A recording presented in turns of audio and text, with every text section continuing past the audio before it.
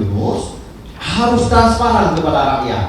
Nyo tunyo nak rumpok peng sekian, nyo dah gunakan pengnya ke A, nyo dah gunakan pengnya ke B, hingga rakyat percaya, masyarakatnya percaya, umatnya yakin dan percaya bahwa nyo gede dia Pak Dabur Yunus Roda dia Tapi punya pengelolaan yang hanya jelas, betul kena cuy, mengatakan di nasa ada, gitu loh, mengatakan dah tunggu hitung ini gampang.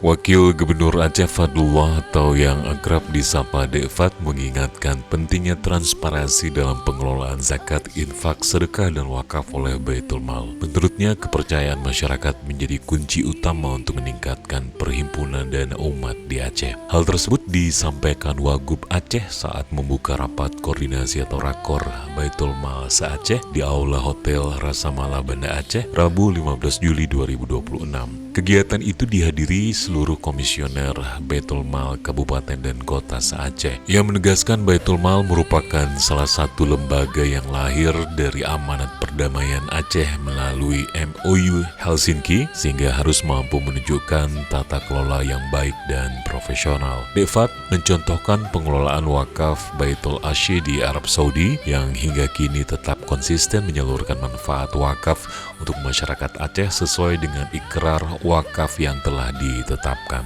Selain menekankan transparansi, Wagub juga mengungkapkan pemerintah Aceh telah mengusulkan ketentuan mengenai zakat sebagai pengurang pajak dalam revisi Undang-Undang Pemerintahan Aceh atau UUPA, dan usulan itu diharapkan dapat mendorong lebih banyak perusahaan di Aceh menunaikan kewajiban zakat melalui Baitul Mal. Sementara itu, Ketua Baitul Mal Aceh Tengku Muhammad Yunus mengatakan rakor Baitul Mal se-Aceh digelar untuk memperkuat komunikasi dan juga kerjasama antara Baitul Mal Aceh dengan Baitul Mal Kabupaten dan juga Kota.